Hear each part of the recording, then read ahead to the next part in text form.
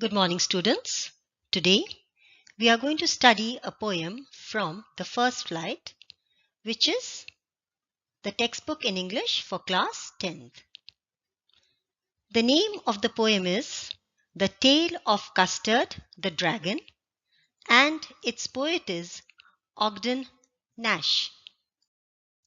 Let us now know something about the poet Ogden Nash.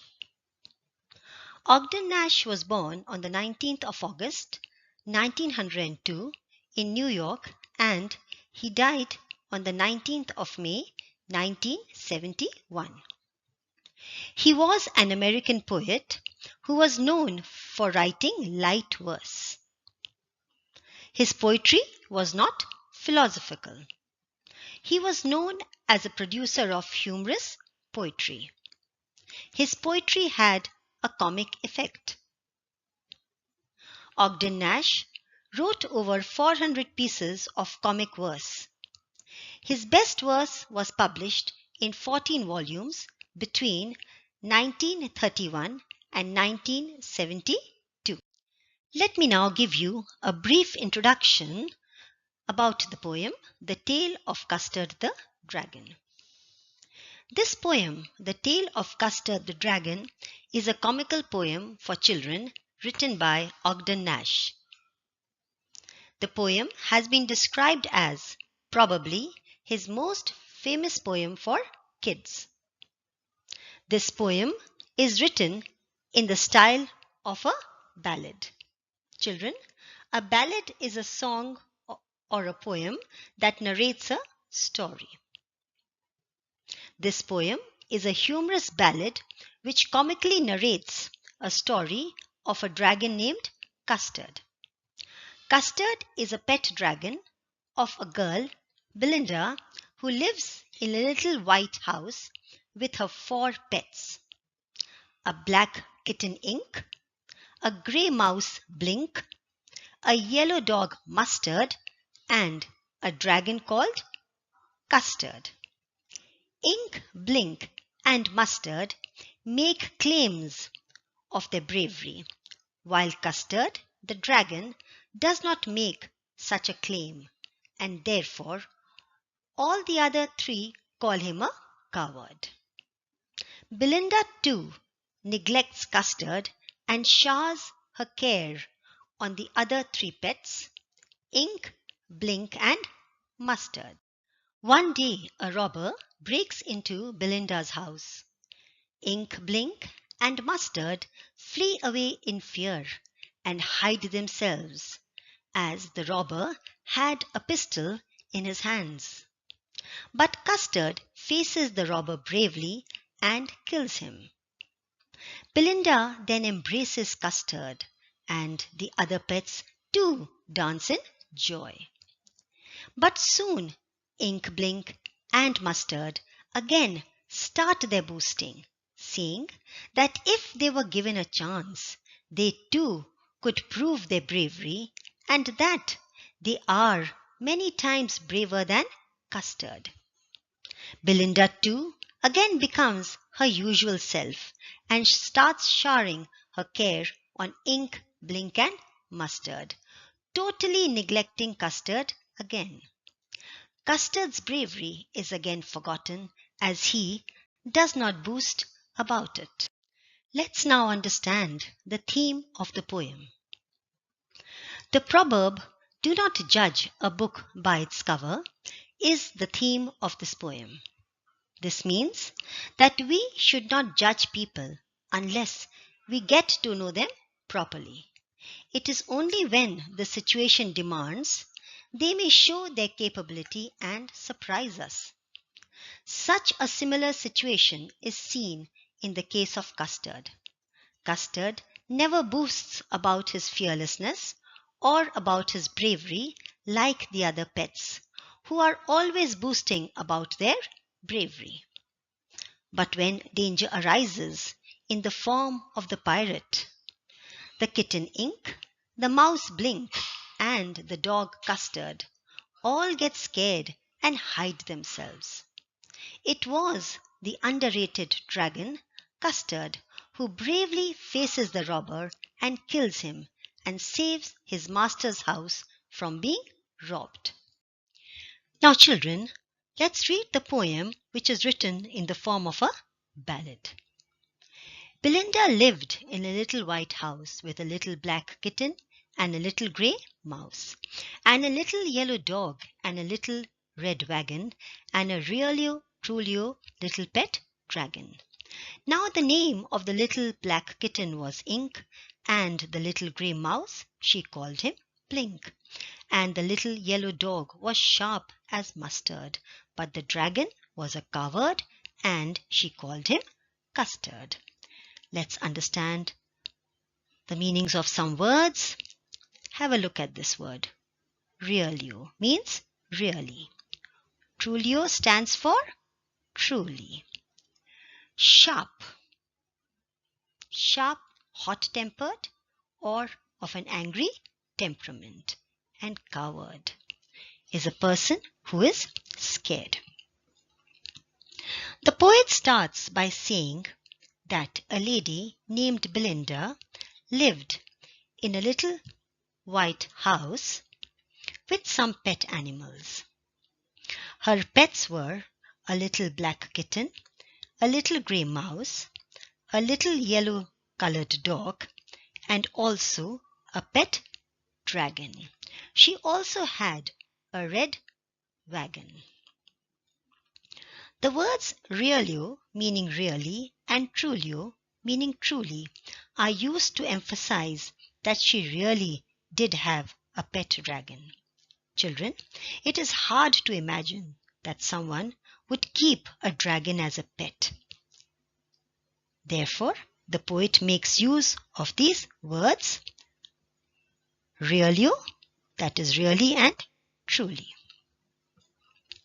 Dragon is a mythical or an imaginary animal who looks like a large lizard with wings and claws, and one who is able to breathe out fire. Belinda had named her black kitten Ink, the little grey mouse was called Blink, and the yellow-coloured dog who was sharp, that is, who was hot-tempered or of an angry temperament, was called Mustard. The dragon, who was thought by all of them to be a coward, was called Custard. Now let's have a look at the rhyming scheme. The word mouse rhymes with house, rhymes with mouse, and the word wagon rhymes with dragon. So the rhyming scheme will be A, B, and B. If you see in all the stanzas, you will see the same rhyme scheme. Look, ink rhymes with blink. Mustard rhymes with custard. So this rhyme scheme of the poem will be A, B, B. Now some poetic devices. In these stanzas, we can see the poetic device of repetition. The word little has been repeated a number of times. Little black kitten, little grey mouse, little yellow dog. So we can see repetition in this. Have a look at the simile here. The little yellow dog was sharp as mustard. And so we can say here, this is an example of simile in line 3. This is sharp as mustard. So here this is an example of simile. In the last line, there's an example of alliteration. Coward called custard. Here the C sound is repeated. So this is an example of alliteration.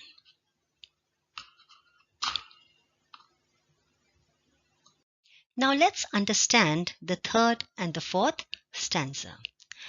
Custard the dragon had big sharp teeth and spikes on top of him and scales underneath, mouth like a fireplace, chimney for a nose, and a realio trulio daggers on his toes. Belinda was as brave as a barrel full of bears, and Ink and Blink chased lions down the stairs. Mustard was as brave as a tiger in a rage, but Custard cried for a nice safe cage. Let's have a look at some words. Spikes. Here spikes means hard thin pointed surfaces. Scales. Scales are thin plates of hard material covering the skin of the animal. Daggers. Daggers are sharp pointed weapons like a knife. And rage is anger. In the third stanza, the poet describes the dragon Custard, saying that Custard the dragon had big sharp teeth and spikes on his head and scales on his chest. Spikes, hard thin pointed surfaces, and scales are thin plates of hard material covering the skin of the animal. The dragon's mouth was like a fireplace, and his nose was like a chimney, breathing out smoke, and there were dagger-like projections on his toes. Children, it is said that when a dragon opens its mouth, it emits fire, and his nose breathes out smoke. The fourth stanza gives a description of Belinda and her other pets. The poet says that Belinda was a fearless person. She was as brave as a barrel full of bears. A barrel full of bears means a person without fear or without a feeling of anxiety. Ink and Blink also boasted that they could chase away lions down the stairs. That is, they were so brave that they did not fear lions and could flee them off. Mustard too would say that he was as brave as an angry tiger. But it was Custard who did not make any claim to be brave and fearless, but he only asked for a nice, safe cage to be in. Now let's have a look at some poetic devices in these two stanzas. Children, mouth like a fireplace is an example of a simile. Here the mouth is compared to a fireplace. Chimney for a nose is an example of a metaphor. Here the nose is being compared to a chimney. The words realio and trulio are examples of poetic license. And in the first line of the fourth stanza, we can see an example of alliteration. Belinda, brave, barrel, and bears. This is a repetition of the B sound, so it is an example of alliteration. Hope you have understood this. Let's read the fifth and the sixth stanza and understand them. Belinda tickled him, she tickled him unmerciful. Ink, Blink, and Mustard, they rudely called him Percival. They all sat laughing in the little red wagon at the realio, trulio, cowardly dragon. Belinda giggled till she shook the house, and Blink said "Weech," which is giggling for a mouse. Ink and Mustard rudely asked his age when Custard cried for a nice safe cage. Let's have a look at a few words and understand them. The word tickled. Tickled means teased. Unmerciful. Unmerciful is without showing any mercy. Then we come to this word Percival. Children, Percival is a character. In fact, he was a knight in the court of a king who was known for his childish habits, though he was a grown-up. So here, Ink, Blink and Mustard, they are comparing the dragon with Percival. Realio, trulio, really and truly. And then the word coward. Coward, as I told you before, a person who is scared to do a dangerous act. In the above lines, the poet says that Belinda would always tease Custard in a ruthless and an unmerciful manner. Ink, Blink and Mustard would also rudely call him as Percival. They all thought that Custard had childish habits, like Percival, as he was always asking for a nice, safe cage to be in. So, they all sat in the little red wagon, laughing and making fun, making a mockery of the dragon Custard, whom they all thought to be a coward.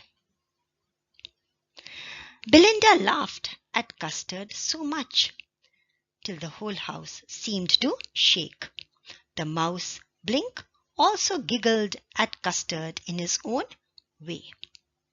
Ink, the cat, and Mustard, the dog, also rudely asked Custard his age.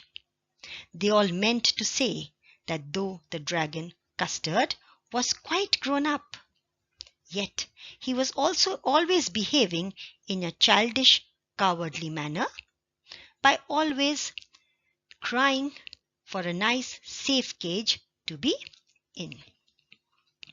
Now let's have a look at some poetic devices in these two stanzas. The first poetic device is of personification. Look, the word rudely and laughing, they are human characteristics, but here they have been attributed to the animals Ink, Blink and Mustard. So this is an example of personification. Then we have another poetic device, onomatopoeia, or the sound words. Here which is the sound word, an example of onomatopoeia. The word realio, trulio are examples of poetic license. The poet has changed the spellings. So, I hope you've understood these two stanzas. So let's move on. Suddenly they heard a nasty sound, and Mustard growled, and they all looked around. Meouch, cried Ink, and ooh, cried Belinda, for there was a pirate climbing in the window. Pistol in his left hand, pistol in his right, and he held in his teeth a cutlass bright. His beard was black, one leg was wood. It was clear that the pirate meant no good.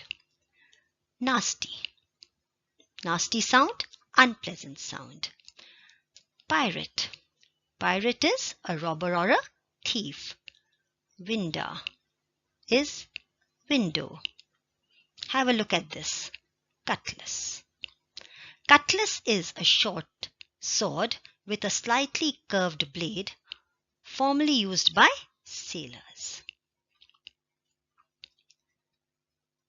The poet continues by saying that suddenly, that is all of a sudden. They, that is Belinda, Ink, Blink and Mustard, all of them heard an unpleasant sound. On hearing it, Mustard the dog growled, and all of them looked around to see from where that nasty, unpleasant sound had come. Seeing a pirate or a robber climbing up the window, Ink and Blink too cried out in fear and surprise. The pirate had a pistol in his left hand and another pistol in his right hand. He was also holding a little bright sword, cutlass bright, that is a little bright sword in his teeth. His beard was black, and his one leg was made up of wood. Seeing him, it was clear, it was evident that the purpose of the pirate was not good. He had come there with some wicked purpose in mind. That is, he had come with the purpose of robbery in his mind. The visit of his purpose was not a good one. Meant no good. Meant no good means that his visit was not a good one. The purpose of his visit was not a good one. Let's have a look at some poetic devices in these two stanzas. The word winda.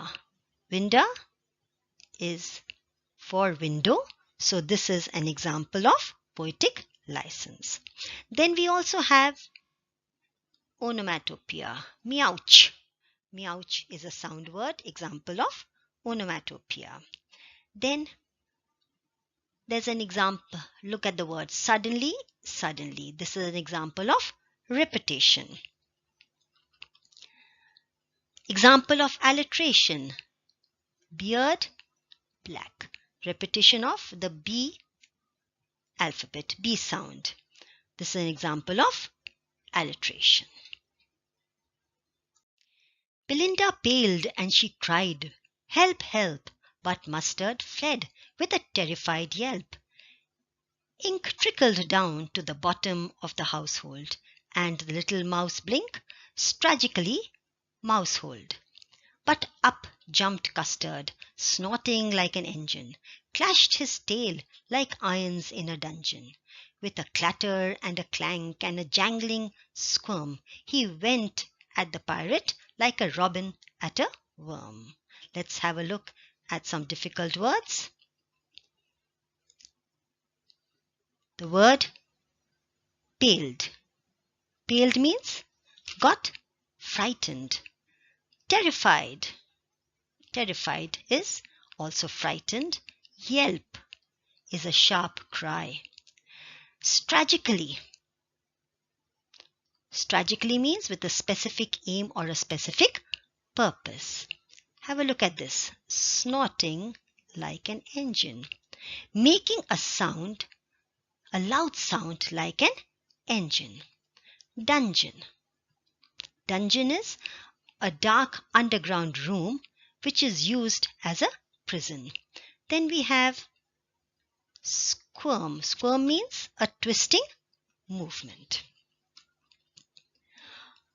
On seeing the robber, Belinda became pale with fear. Mustard gave a cry of fear. Mustard yelped and ran away. Ink, the cat, also quickly slipped under or trickled under the household goods. He too hid himself as he was scared, seeing the pirate. And the little mouse Blink also thought it was best to go and hide himself in his hole. But it was Custard, the dragon, who jumped up at once, and fearlessly, snorting like an engine, he struck his tail angrily here and there. His tail was making sounds like the iron chains of a prisoner makes when the prisoner moves. As he twisted his tail, it made a clattering, clanking, and a jangling sound. Then he quickly moved towards the robber, just like the bird robin does on seeing a worm. He jumped at the pirate like a robin quickly moves to catch a worm. So we see that in the 9th stanza, the poet talks about the act of cowardice of Belinda and the other 3 pets, Ink, Blink, and Mustard. In stanza 10, he talks about the act of bravery of Custard the dragon, whom they all think or whom they all had thought as a coward. Now let's have a look at some poetic devices. In stanza 9, we have a poetic device called as transferred epithet. Have a look at the word terrified yelp. Now, transferred epithet is a device when an adjective used with a noun refers to some other noun. Now, here, terrified is the adjective and yelp is the noun. Now, the scream cannot be terrified. It is Mustard who is terrified. So, this terrified yelp is an example of transferred epithet. Let us have a look at the poetic devices in the next stanza. The first line, snorting like an engine. Now, Custard snorting like an engine is an example of a simile, making a sound like an engine. The next line also, there's an example of a simile, clashed his tail like irons in a dungeon. This is also an example of a simile. In the last line also, there is a simile, pirate like a robin at a worm. So here, this is also an example of a simile.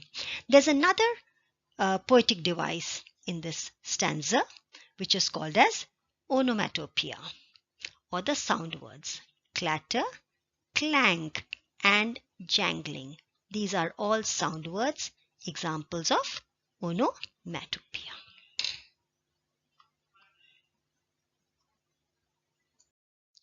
The pirate gaped at Belinda's dragon and gulped some grog from his pocket flagon. He fired 2 bullets, but they didn't hit, and Custard gobbled him every bit.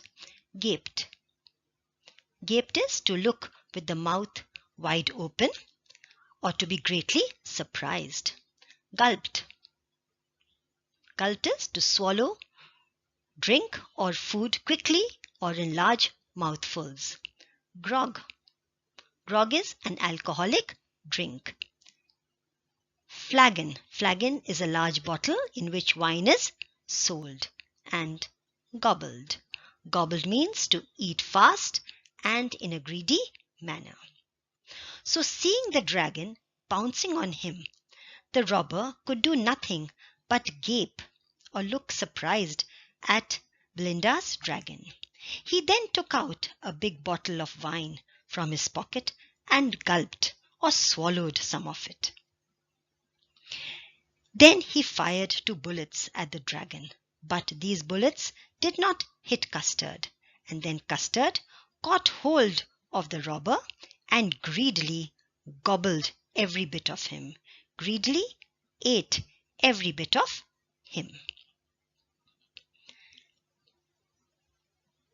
Children, if you are very hungry and you see your favorite dish or food in front of you, you at once eat it fast and greedily. That is, you gobble it up. In the same manner, Custard gobbled up the pirate or the robber. Let's have a look at the poetic device in this stanza. Look in the second line. We have an example of alliteration, gulped and grog, repetition of the G sound. So this is an example of alliteration. Belinda embraced him, Mustard licked him. No one mourned for his pirate victim. Ink and blink in glee did gyrate around the dragon that ate the pirate. But presently up spoke little dog Mustard. I'd have been twice as brave if I hadn't been flustered. And up spoke Ink, and up spoke Blink. We'd have been 3 times as brave, we think. And Custard said, I quite agree that everybody is braver than me. Embraced. Embraced means to hug. Mourned. Mourned is to express grief or sorrow. Victim. Victim is a person who is harmed or killed as a result of some crime or some action. Here, the victim is the pirate. Glee. Glee is joy or happiness. Gyrate. gyrate is to move around in circles.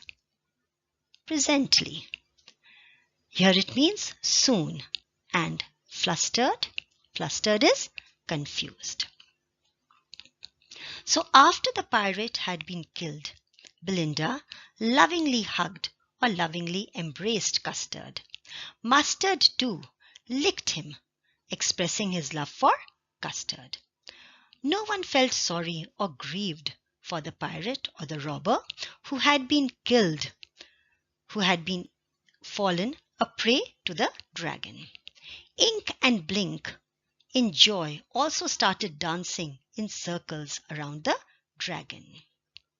The dragon who had eaten up the pirate.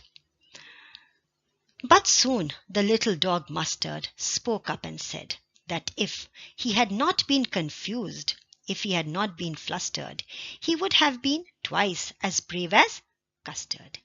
Now he is making excuses to hide his embarrassment because he had acted in a very coward way.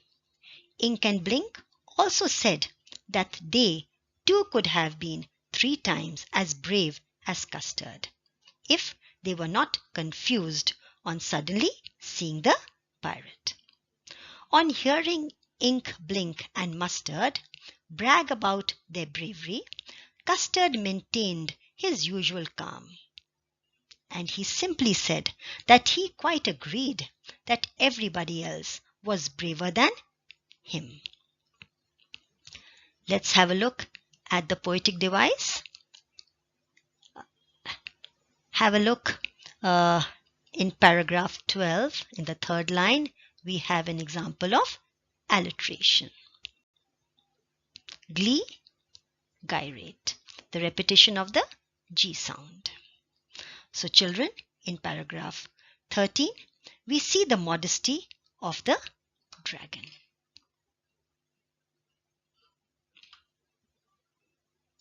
Belinda still lives in a little white house with a little black kitten and a little grey mouse and a little yellow dog and her little red wagon and a really truly little pet dragon. Belinda is as brave as a barrel full of bears, and Ink and Blink chase lions down the stairs. Mustard is as brave as a tiger in a rage, but Custard keeps crying for a nice safe cage. These last 2 stanzas tells us that habits die hard. Stanza 14 is a repetition of the first stanza, telling us that in spite of their episode of the encounter with the pirate, nobody has learnt a lesson. Things are still the same. Belinda lives in a little white house with her pets, Ink, Blink, Mustard and Custard.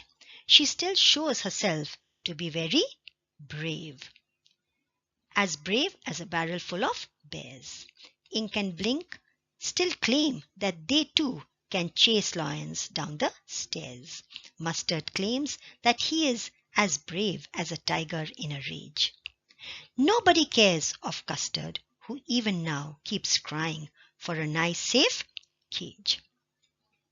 Children, stanza 14 is a repetition of the first stanza, but the first stanza was in the past tense and stanza 14 is in the present tense, still lives.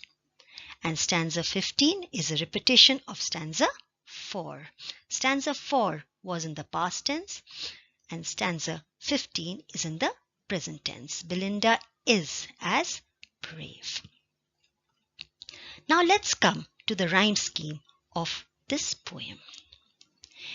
If you have a look at the stanzas, you will see that the last word of the first lines, the last word of the second line, they match. House matches mouse. The last word of the third line matches the last word of the fourth line. So the rhyming scheme will be A and B. In every stanza, you will find the same rhyme scheme. The first 2 lines, they rhyme, and the next 2 lines, then they rhyme. So with this, children, we come to the end of this poem. Hope you all have understood it. Thank you.